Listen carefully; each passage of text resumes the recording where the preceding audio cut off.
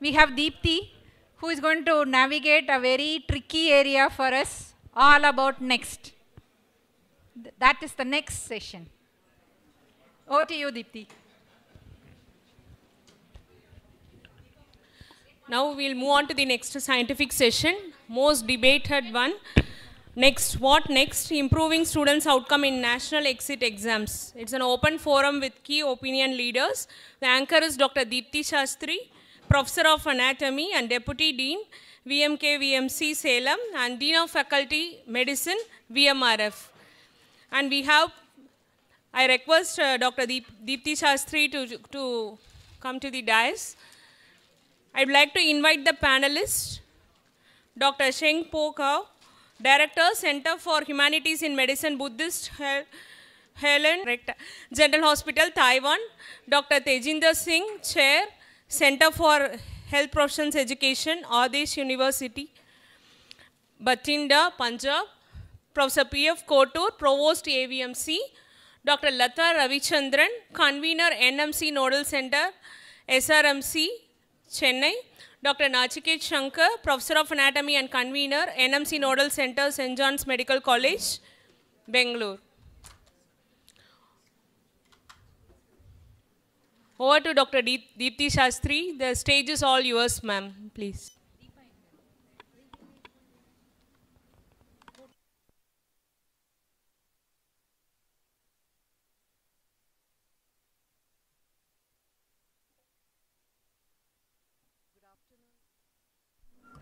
Good afternoon, everyone. I deem it an honor to be able to moderate this panel discussion on next, what next, improving students' outcomes in national exit tests. National exit test, NEXT, as its popular acronym is a hot topic which is doing the circles of medical educators these days. So let me start with a small introduction as to the genesis of this topic for panel discussion.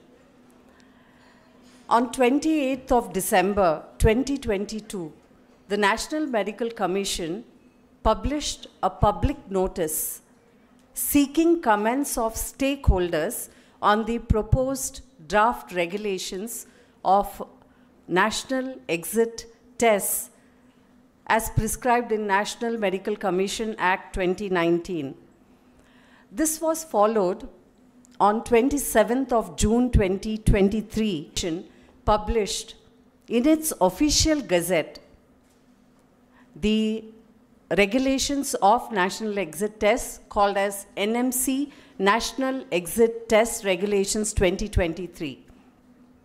Unfortunately, this was followed on 13th of July 2023 by another public notice by the NMC, which stated that the national exit test would be deferred for further directions by the Ministry of Health and Family Welfare.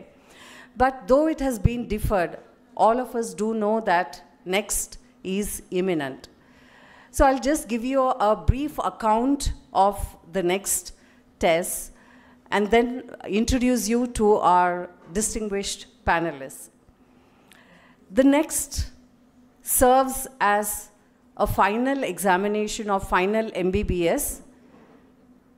It also serves as a licentiate exam, which gives license to medical practitioners in India to practice medicine. And it also is an entrance examination for admission into programs of postgraduate medical education. The next consists of 2 steps. Step 1 is a comprehensive computer-based online theory examination which comprises of, I quote NMC, high-quality multiple choice questions. And the multiple choice questions will be addressing higher level of comprehension, critical thinking, problem solving skills, and clinical reasoning skills of medical students, which are the competencies of Indian medical graduate. The next step 1 comprises of 6 subjects, that is medicine and allied disciplines, surgery and allied disciplines, obstetrics and gynecology, pediatrics, ENT, and ophthalmology. And case vignettes and clinical case scenarios are the overwhelming examination pattern questions. Next one also addresses the levels of knowledge. 60 to 70% of the question are to be asked from must know, 20 to 30% from probably desirable to know, and 10% from nice to know. And around 60 to 70% of the questions address problem solving skills, 20 to 30% are the comprehension type, and 5 to 10% are the recall type. National Exit Test 1 will be replacing the conventional final MBBS Part 2 examination. I'll not tell the exact period of time when it is going to be conducted or the number of attempts that the students can undergo. It's purely on the content of the next one. And this examination is a common exam being conducted by NMC, but it would be followed by a practical examination meant for final MBBS Part 2, which would be conducted by the state universities as it has been done so far. And following passing of the next step 1, the students would go into internship for a period of 1 year, which would be followed by next step 2, which is a practical or clinical examination along with Viva OC in 7 subjects, the 6 subjects that I mentioned for step 1. In addition to that, orthopedics and physical medicine and rehabilitation. And the questioning of or assessment of students would be based on actual cases, OSCE, simulated cases with standardized patients, which would test the practical or clinical reasoning skills as well as communication skills. But step 2 would be conducted by the universities of state health universities as well as institutions which are recognized by NMC, but following the guidelines of NMC. So this is the premise on which the panel discussion is going to be discussed. And we are not going to dissect the regulations or policies of NMC, but the goal of this panel discussion is to discuss the instructional strategies that would help in improving students' outcomes. We are going to deliberate on the preparedness of all the stakeholders, whether it is institutions or faculty or students, as far as next is concerned. And we have one of the panelists from another country where national exit exams are, I mean, they have been practicing this over decades. So we can have a global perspective on national exit tests. So this is the goal of this panel discussion. And I would like to introduce you to the doyens of medical education. I don't think any of them needs an introduction.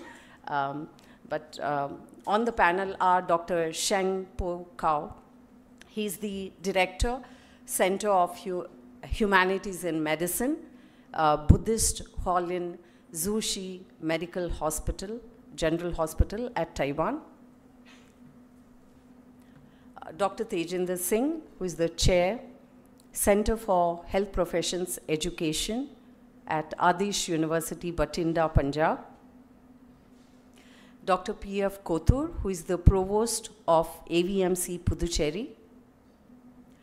Dr. Latha Ravichandran, who is the Convenor of the NMC Nodal Center for Medical Education Technology, Sri Ramachandra Medical College, Chennai. And Dr. Nachiket Shankar, who is the Convenor of the Nodal Center for Medical Education Technology, St. John's Medical College at Bangalore. Now all the deliberations that we are going to do is based on the questions that all of you participants had shared with the organizers. And during the course of our panel discussion, we encourage all of you participants to field questions at any specific panelist that you would want to. The organizers will collect your questions by an online tool or possibly physically as well, and share the questions with the panelists who will be pleased to respond to your questions. The objective of this panel discussion is to empower all the participants in the necessary information that is needed and which you can translate into your workplace. So let's hear it from our panelists now. So the first question I would like to ask is to Dr. Sheng-Po. We believe that the examination system in Taiwan has been for many decades where you have had exit exams. So can you please describe the examination system in Taiwan, and what are the best practices that you have followed which has been effective, especially the teaching learning methodology, how you have adapted to the exit exams? Could you please share your view, sir?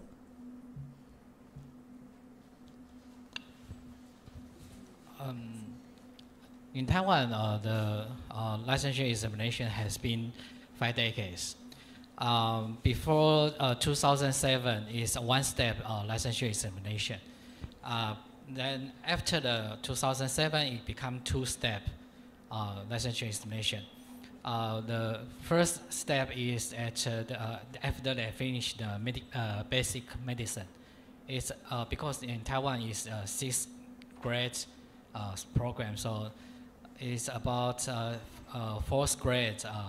When they finish the basic medicine, they can go to the step 1 licensure examination, and if they pass the step 1, then when they graduate, they can join the step 2 licensure examinations. But after 2013, we joined another kind of national OSCE. The national OSCE become a prerequisite of the step 2 licensure examination. So every year we at the late April and early May, we hold the nationwide OSCE. And only when the medical graduates they pass the national OSCE, they can attend the step 2 national OSCE. The step 2 licensure examination, and the step 2 is held at the July. Yeah. Thank you so much for your response, sir. So what I gather is step 2 is all about OSCE stations. OSCE? Yeah, the step 2. Yeah. The step 2, the national. Step 1 is basically theory-based. Step 1 and step 2, they are all MCQ. MCQ. Right. So before the step 2, the national OSCE is a 12-station OSCE. Right. The A station are standardized patient station, right. And 4 is Benediction. Yes. Yeah. Thank you for your response, sir. I would next like to ask Dr. Latha. As sir has mentioned, OSCE is what is followed in step 2. The conventional examinations here in India, especially for final MBBS Part 2, has been subjective. The theory examination has been subjective with long answer questions and short notes and short answer questions, and MCQs maybe 20% since 2019. With next knocking at our doorstep, this revised examination pattern with this, what do you think is the biggest challenge that we are going to face? So far, the biggest challenge, rather than that, I would say what would be our responsibility in this whole thing as an institution, at the level of a leadership, at the level of a teacher, and as level of the student. That only causes anxiety. So far, the teachers have been used to the kind of, short case, long case presentations. Some modifications universities have made. But then the most important here is to the multiple choice questions, which has to really give them the case-based integrated questions, which will also test the objectives that we have defined as per our competency-based education. So that is a big challenge. Second, preparing the students. If students have to be assessed in a certain way, the teaching, learning and assessment throughout the course should have been in that way so that the students are also prepared to, take the exams. What we think as a challenge is all these years, some of our students have been taking such similar exams as USMLE when they go for other, but their training for that and their preparedness has been like a parallel one which they have been doing. So how we could integrate the training of both the teachers as well as the students in preparing as well as, are trying to answer this kind of multiple choice questions is the biggest challenge that I envisage. Thank you, ma'am. So MCQs form the main part of examination, and you mentioned that training of faculty is important. So my next question goes to Tejinder Singh, sir. We've had faculty development programs through our Nodal Center. Do you feel that our teachers are prepared enough for training our students in setting MCQs and training them to be able to answer the MCQs? I'll actually turn the question upside down. See, when our students appear for USMLE, and for many years now, and they have been appearing when nobody in India even talked about OSCE. We just heard about something like OSCE, but nobody actually practiced it. Still, our students prepared for it and scored 99th percentile and 100th percentile and so on. So I am not worried about students adapting to the needs of the examination. My worry is different. What I am worried is that is next going to bring another examination culture, or is it going to help the students learn? That is what is more important. Now, you can always give them coaching, not outside, even within the classrooms, how to crack MCQs and how to appear for an OSCE and so on and so on. But how will we ensure that they are acquiring all the competencies which we need them to acquire? Any exit exam or entrance exam is not a standalone examination. It has to be followed by a very rigorous in-training assessment. Now, unfortunately, I don't know what is the final format going to be, but as of now, I get the feeling that we have diluted the role of the university. We have diluted the importance of theory and practicals, and everything will again boil down to next becoming another examination-oriented preparation on the part of the students. That is a bigger concern than the ability of the teachers to devise MCQs and all the. So you have two next sessions, and I assure you, you will have books available in the market claiming that this question has come in the next and this question has come in the next. So that's not really the problem. The problem is how do you ensure any entrance exam and any exit exam works on two assumptions. One, that the students have already been certified competent. Right. And now, out of those competent, you have to select the best. Right. That is what the exit exam does, or entrance exam does. But in our case, can we say that the first assumption is met? I leave it to you and the audience to decide. I think we will stick with what changes that we as faculty can bring about in our institutions. As you rightly pointed out, sir, USMLE, both of you pointed out, the students were performing those examinations, but institutions were not as concerned because NEET exam or USMLE was not the onus of the faculty of an institution. But with NEXT, the faculty of an institution need to be prepared to train the students, and that is the main concern. I think for the US students, it was as much a concern of the institution, because then they also have a quality assurance and a quality audit where the number of students who passed or who couldn't pass was a concern of the institution. It's a different matter that other than US, many other nationalities also do take USMLE. Yeah. That's a different aspect. Yes, but I don't think it can be segregated from the institutional responsibility. Okay, sir. Thank you for your perspective on this, sir. Next, I would like to ask Kotur, sir.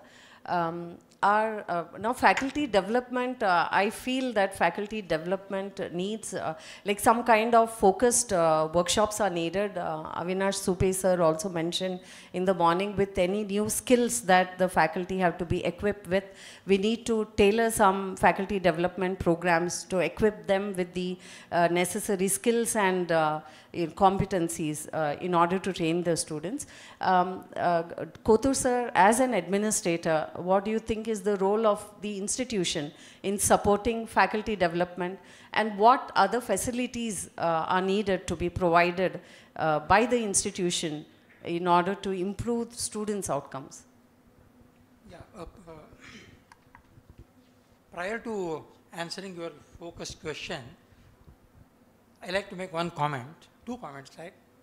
The outcome-based education or competence-based education, which was being discussed earlier as one of the paradigms, has become a rule now.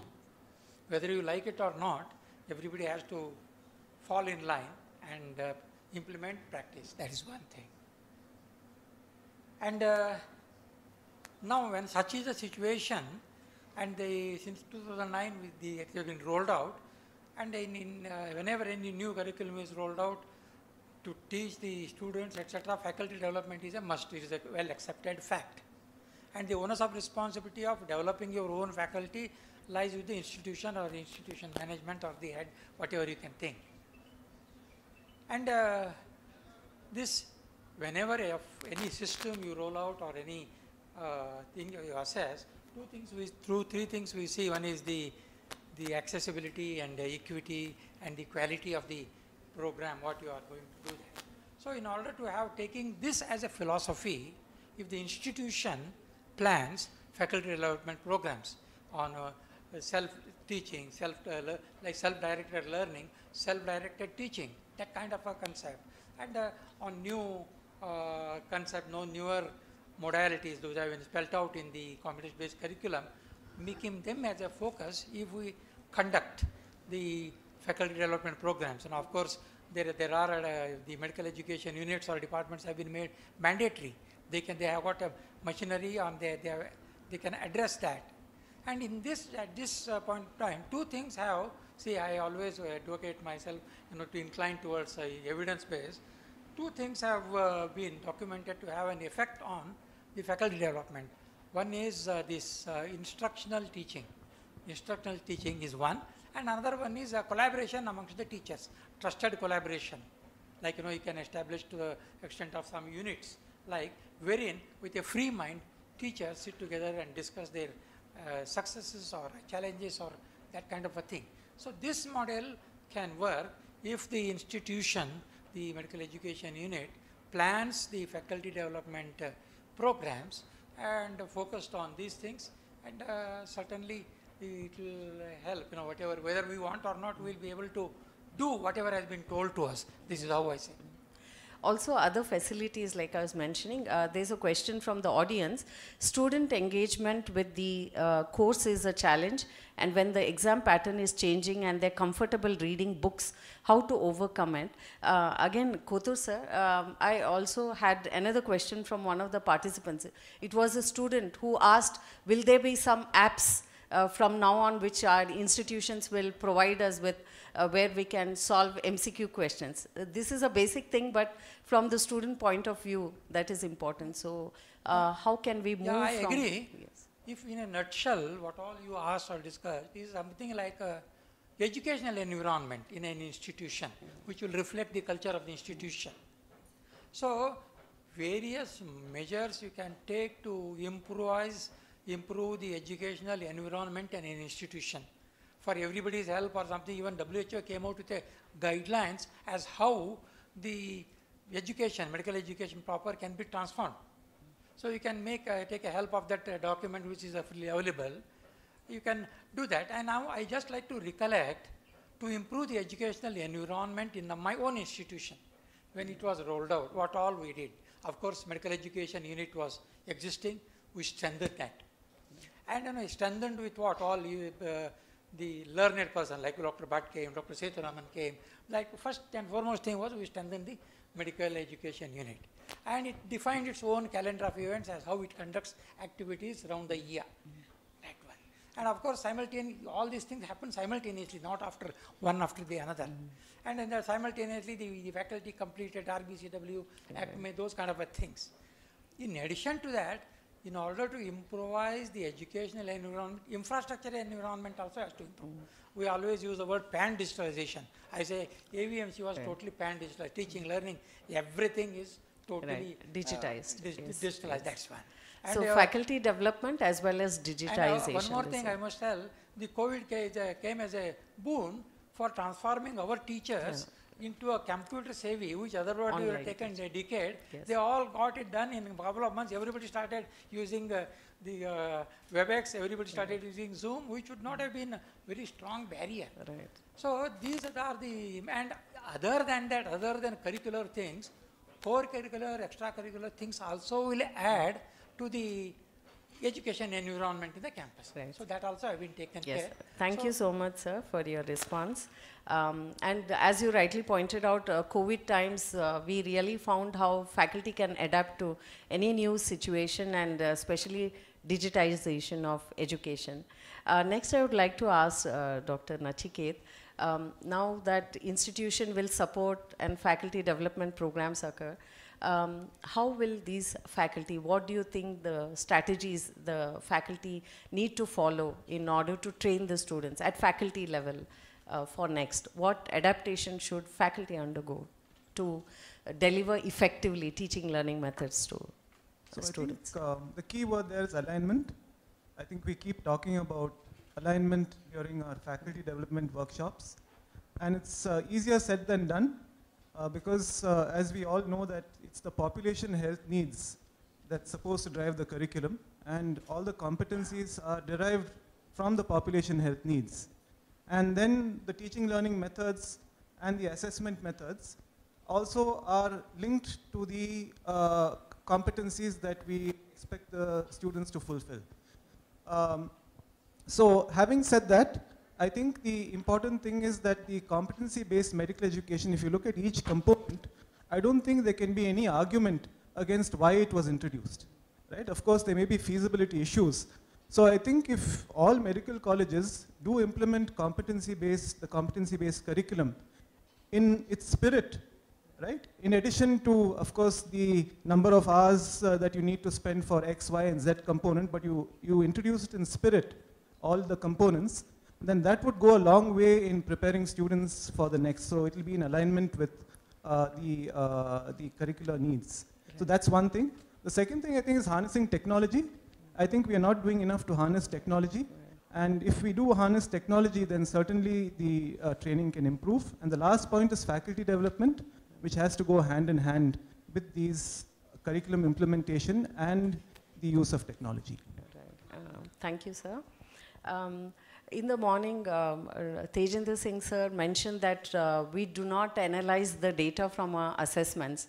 So I would like to ask Dr. Sheng-Po, since you've been practicing exit exams in your country, what kind of data analysis do you do of the exit exams? And how does it help to identify gaps in teaching learning methods, and how does it help to improve student outcomes?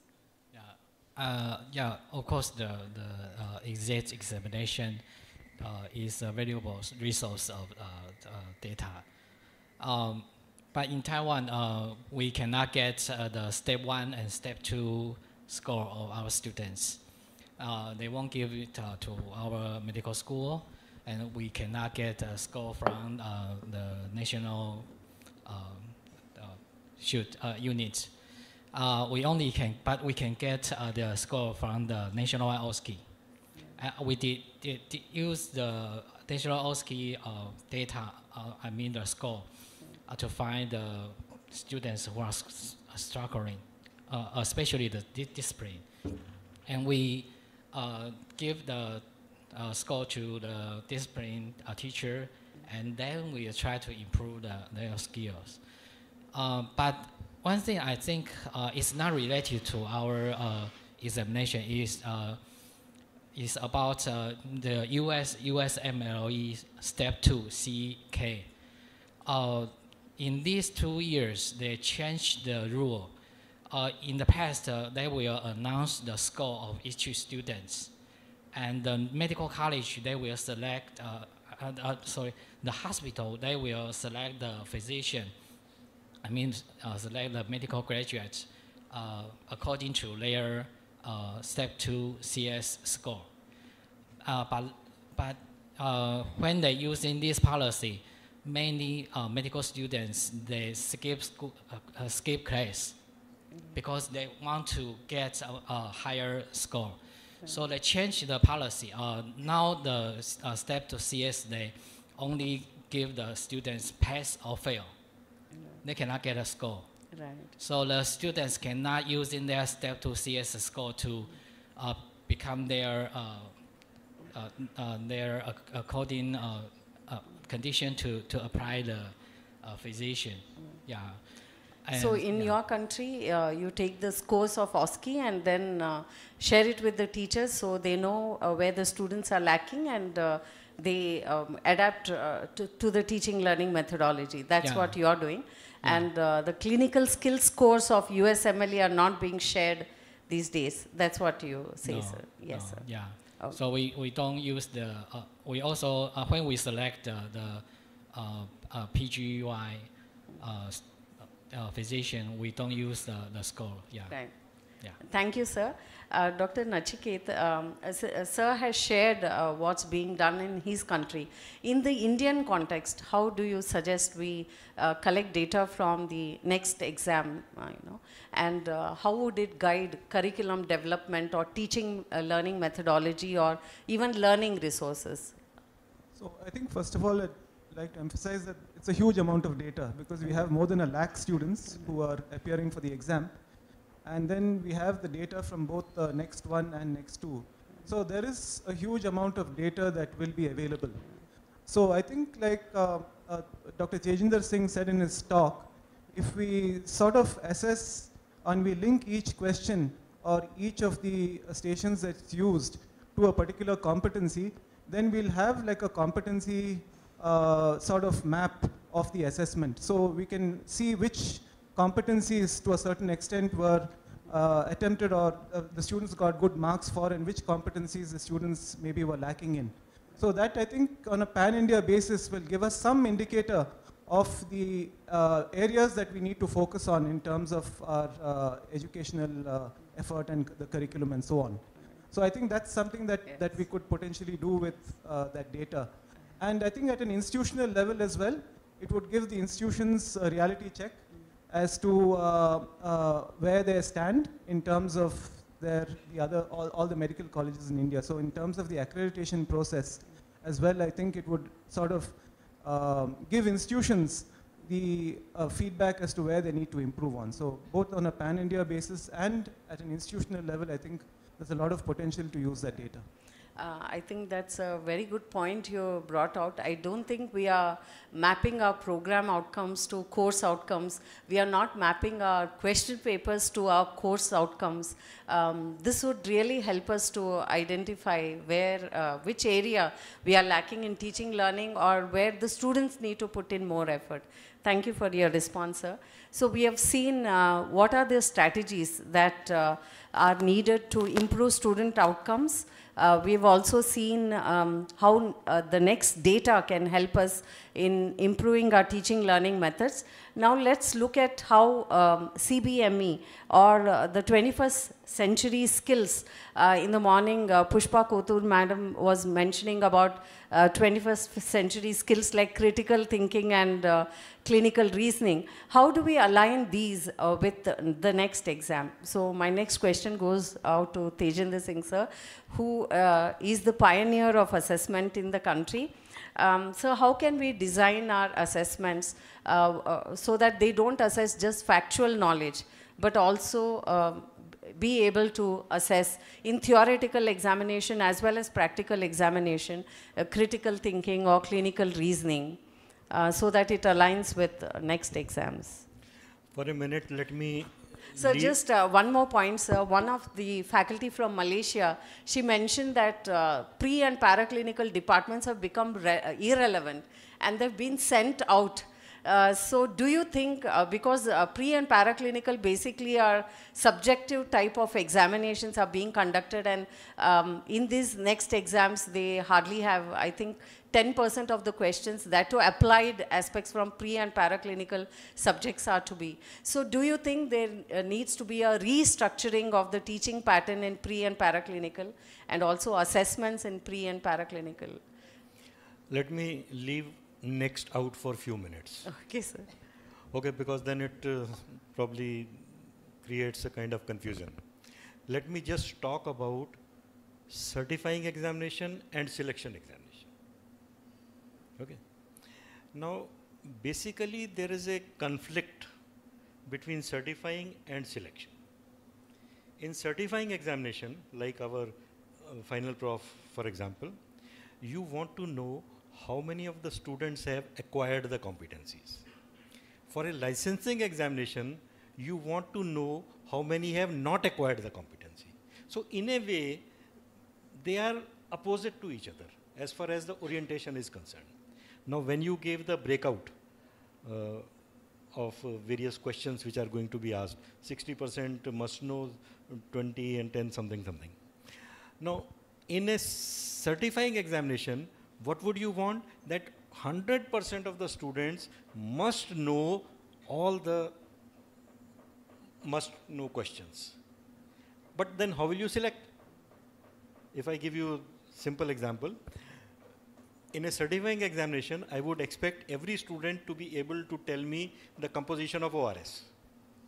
But then how do I select super ORS? I have to talk about low osmolarity ORS and so on, which is not part of the competency curricula because certain level. So this conflict will always be there. And it will be a real challenge to have one examination serving two purposes. I'm not saying it cannot be done. It can be done, definitely, yes. But then it requires a lot more thought process. And more important than that thought process, the public has to buy that concept. Teachers have to buy that concept. Students have to buy that concept that these two purposes are being served by a single examination.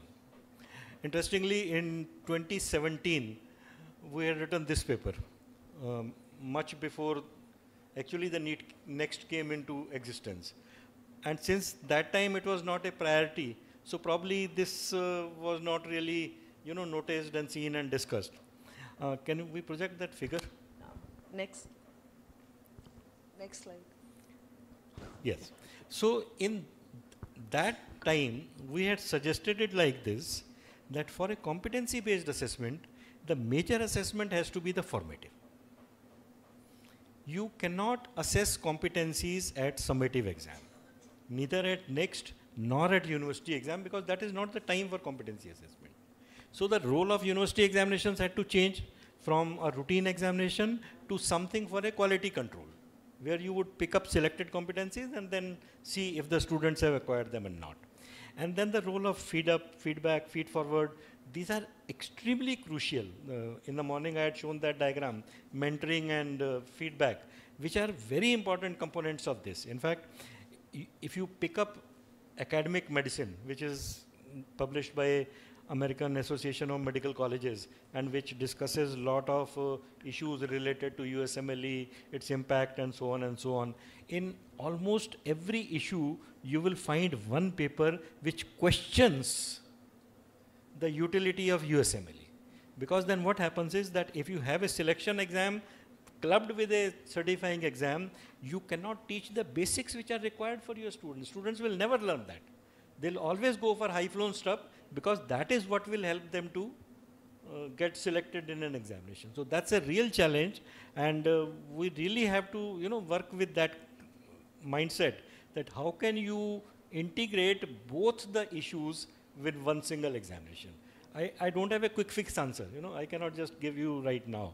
It needs a lot of thought, lot of deliberations, discussions, and so on to really come to that. But short of that, if you want competency, you have to have plenty of formative assessment. If you want only selection which is highly reliable and highly objective, then forget competency. Just let it continue the way it is. Thank you, sir. Formative assessments, I think the new regulations, CBME 2023 regulations give a lot of importance to continuous internal assessment, which includes formative assessment.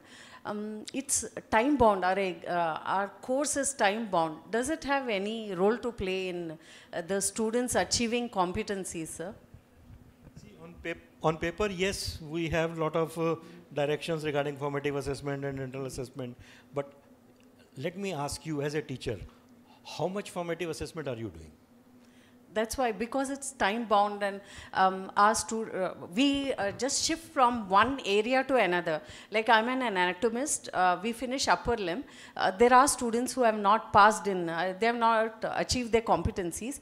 We give remedial measures and retest, and sometimes they do not pass that test. But then we have already moved on to the next region, and they lag behind if they do not move along with the rest of the batch.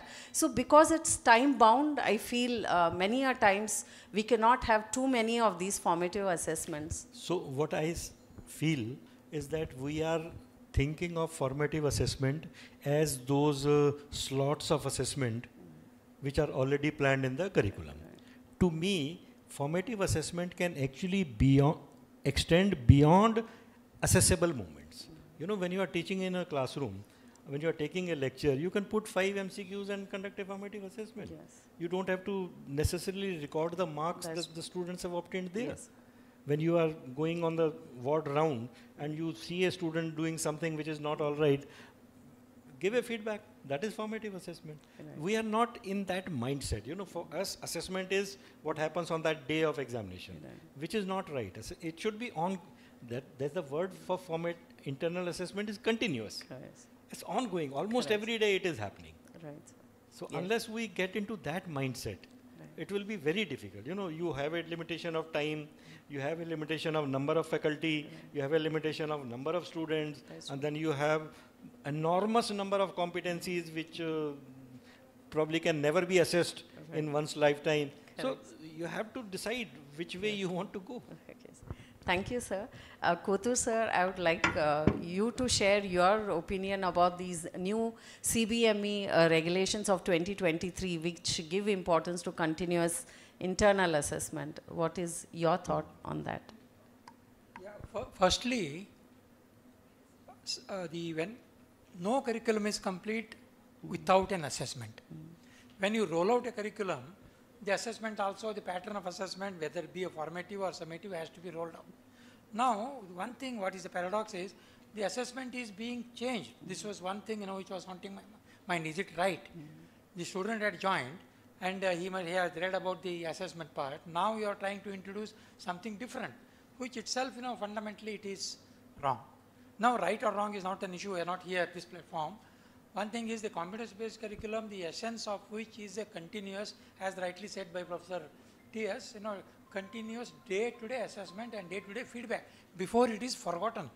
So you give the feedback, positive feedback or negative feedback, then correct it, then and there itself. It's not like, at the end you will say that or of that kind. That's one thing. And another thing is, this formative, continuous, day-to-day assessment has to be documented, it has to be reflected, and of course the feedback I already said. And you need to have a tool which can facilitate all this, facilitate the documentation, facilitate reflection. Again, we give the example of our institute. We rolled out a portfolio, electronic portfolio at the PG level. So what the student does every day, day to day, he enters over there, he reflects after that learning session is complete. Teacher is supposed to reflect on what student has reflected. This is how the process goes on. Then you can have some opinion whether he is going to the next level or not. The competency base says until the student goes to the next level, you cannot, he has to stop there, and the teacher has to certify that he has achieved that particular level. Those all things are only imaginary. This is what many a times I see. We are all just party for something which is not possible, not feasible. Yes. Sorry for making such a... It's okay, thank you, sir. Latha ma'am, continuous internal assessment, and both of them, Tejinder Singh sir as well as Kotur sir, mentioned about feedback. So what role do you think feedback and remedial programs would play in assisting students who are struggling to take up the next exams? Yeah, about feedback, that's the first one. Yes.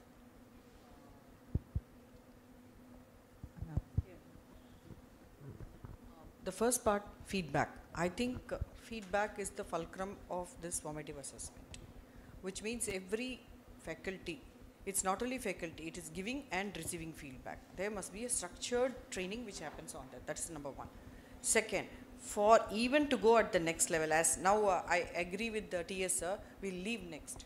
If we are truly inclined towards the learning of the student, then and there, when we are teaching them, or any encounter, we'll call it as a student-teacher encounter, if there is some learning happening and a behavior has to change, that has to be given by a feedback. What is learning? Change in behavior or our action because of the time we have invested between the student and the teacher. If that has not accomplished at that micro moment, it is not going to come, and it's like an avalanche effect only at the exit test. So this is something I think is the fulcrum of the whole of CBME.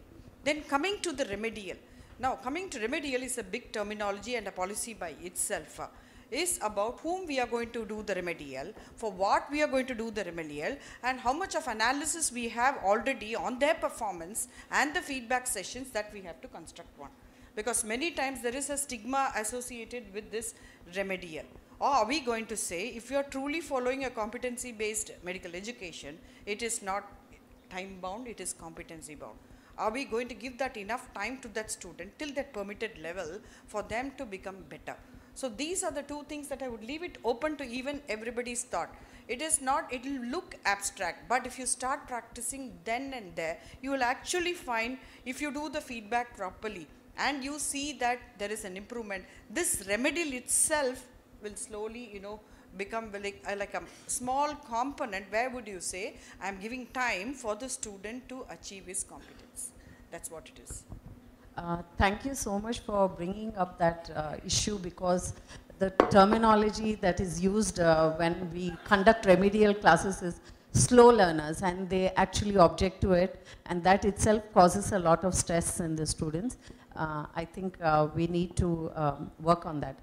One last question to Dr. Nachiket. Not just next, I think just the medical course, the program itself causes a lot of stress amongst our students, causing them burnout and anxiety. So what measures, stress, relieving techniques do you suggest that would support our students, keep them safe?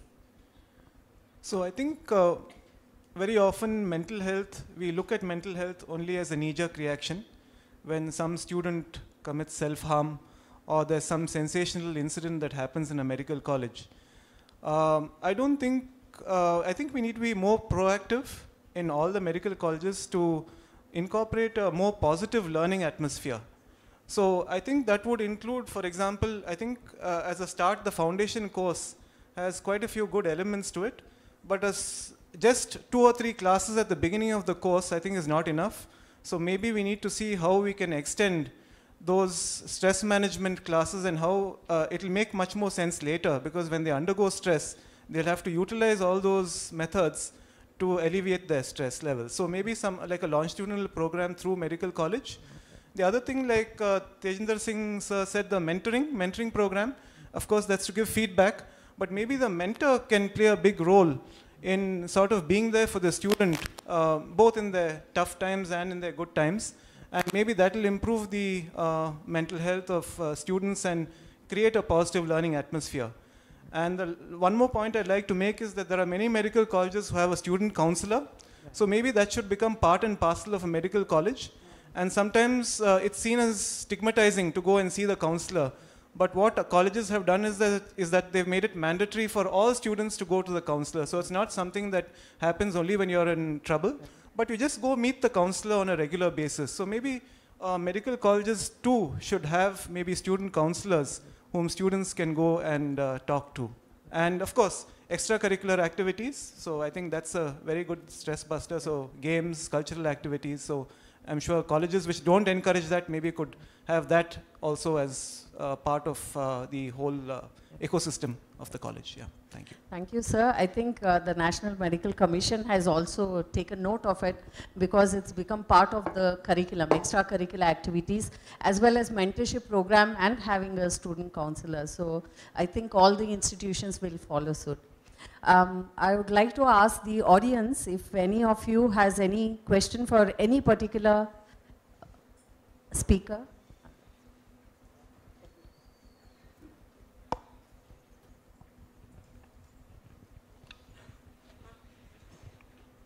It's not a question, maybe a question or maybe a suggestion.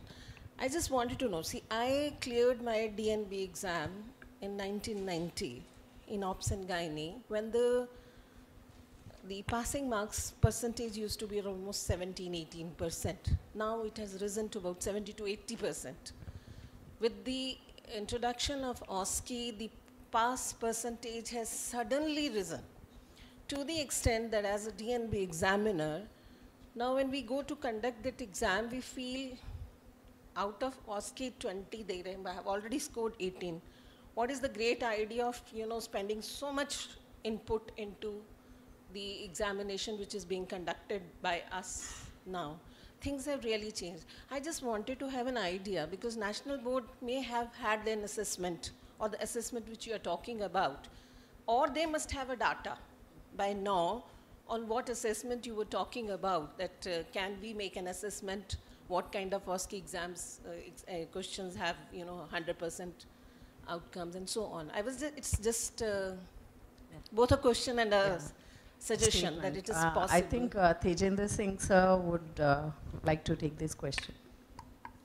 See, what I'd like to point out is that when National Board introduced OSCE, it was not for the educational value of it.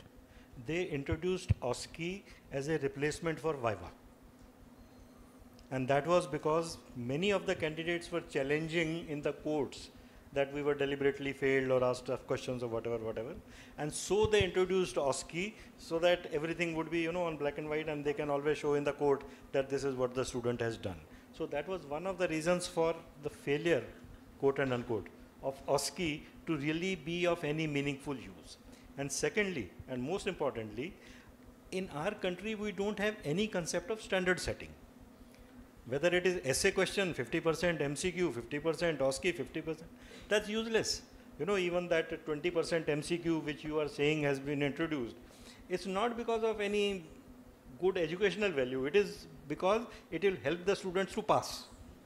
That is the reason why they added those MCQs to theory I really papers. thought because the sampling size would increase and that's the reason MCQs were introduced. So if you have standard setting, most of the places where MCQs, and I think you would second my statements, that OSCE pass percentage generally rests at 75 to 80%. MCQ 75 to 80%. Nobody passes MCQ as 50 and OSCE at 50.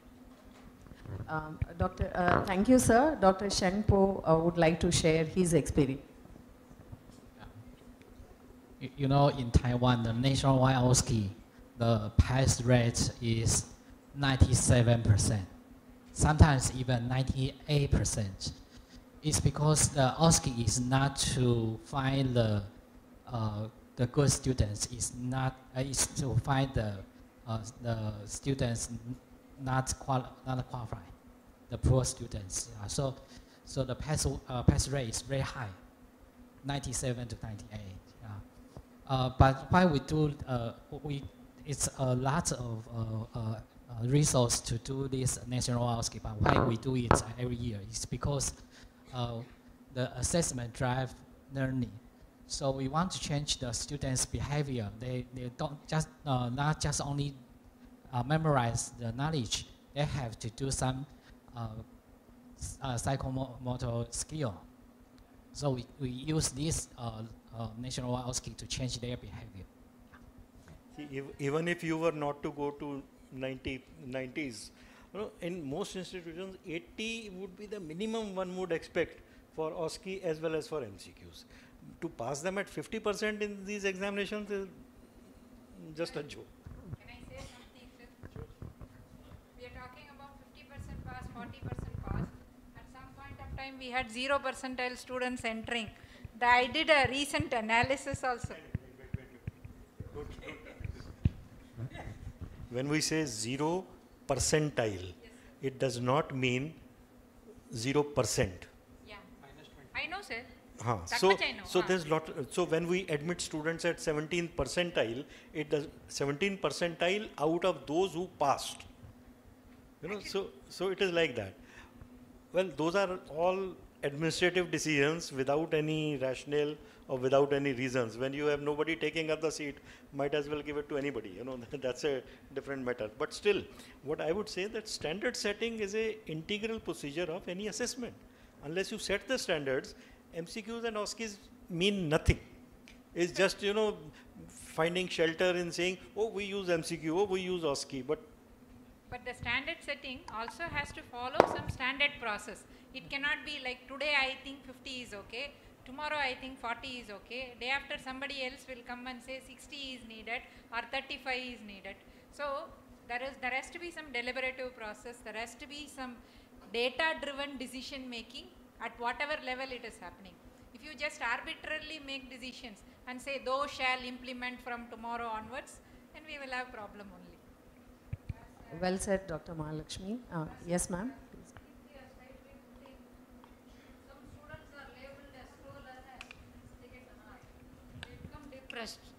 So in those occasions, how should we categorize them to pull them to the standard level? So I faced a lot of problems when they group them as slow learners. The parents are also getting upset because they are no way trying to accept that students are studying up to the standard level what we are expecting from them. What do you suggest, ma'am? Latha, ma'am? Madam says they do not like to be labeled as slow learners. Yeah. See, while I did say there is a stigma associated, there is a set minimum standard that this learner has to perform before they move on to next level. Next level. So the expectations of what the learning or what the program is offering has to be sensitized to every student at the beginning itself. Even so when I'm just giving an example from the postgraduate. Yes. When they come, and most of you would have experienced, they are not coming here for working. They are coming for a learning experience and we are providing an opportunity through the institution to reach their goals of becoming a master's. But if you don't show them the curriculum explicit and tell these are the expectations set and don't have a discussion with them, then this problem will arise. Because every parent will say it is my right to get a pass. No. They have to, you have to, you know, I mean, I know it's, now we are involving parents, but I think the students should be clearly explained what the expectation of that particular program is set well before, and that's what orientation and sensitization is happening. Yes, because the standard has to be explained in detail to the students and their environment is given to them. So it is up to them to pick up and live up to the standard of expected educational and while we are providing opportunity for them for their performance, non-performers will not reach the next level should also be the message that is going to them. That has to be conveyed. Thank you, madam. Thank you, ma'am. I did see some of you have questions. Could you please pass it on to the specific panelists that you would like to ask the question to later so that they can respond. So to just sum up, we have reached the end of the panel discussion. To sum up, a uniform examination like next is essential because there would be uniform educational standards across the country. And in our deliberations, we have seen how focused faculty development programs are essential. Continuous internal assessments are very important. The formative assessment with feedback, remedial measures, and other supports for the students in the form of counselors and mentorship program is essential. So we come to the end of the panel discussion. I'm sure all of you have various thoughts on the topic, and you can address to all the panelists any doubts that you have. We would like to end by thanking the organizers, especially the Provost, Dr. P.F. Kotur, the Dean of AVMC, Dr. Rakesh Sehgal, Dean Health Professions Education, Dr. V.N. Mahalakshmi, all the panelists for your valuable insights. Thank you so much. And most of all, we would like to thank all the participants who have been attentive and have invested in this panel discussion. Thank you once again. Have a great day. Thank you, ma'am. It was an interactive session with many queries in the mind of the delegates being addressed. Now I request Dr. Tejinder Singh to present the memento to Dr. Deepti Shastri.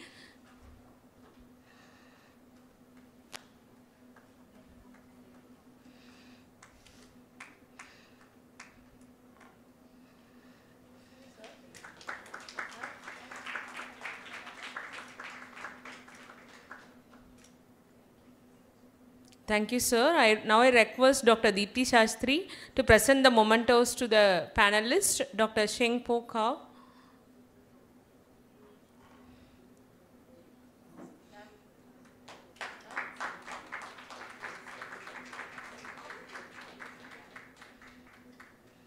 Dr. Latha Ravichandran.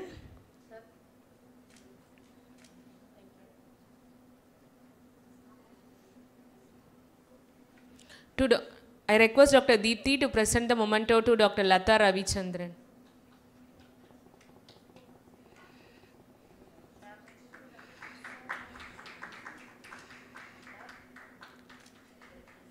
To Professor P.F. Kotur.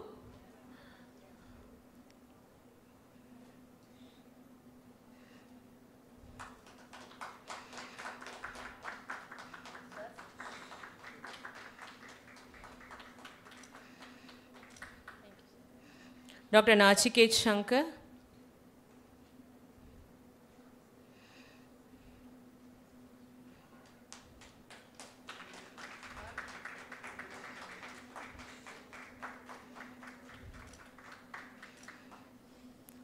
To Dr. Tejinder Singh.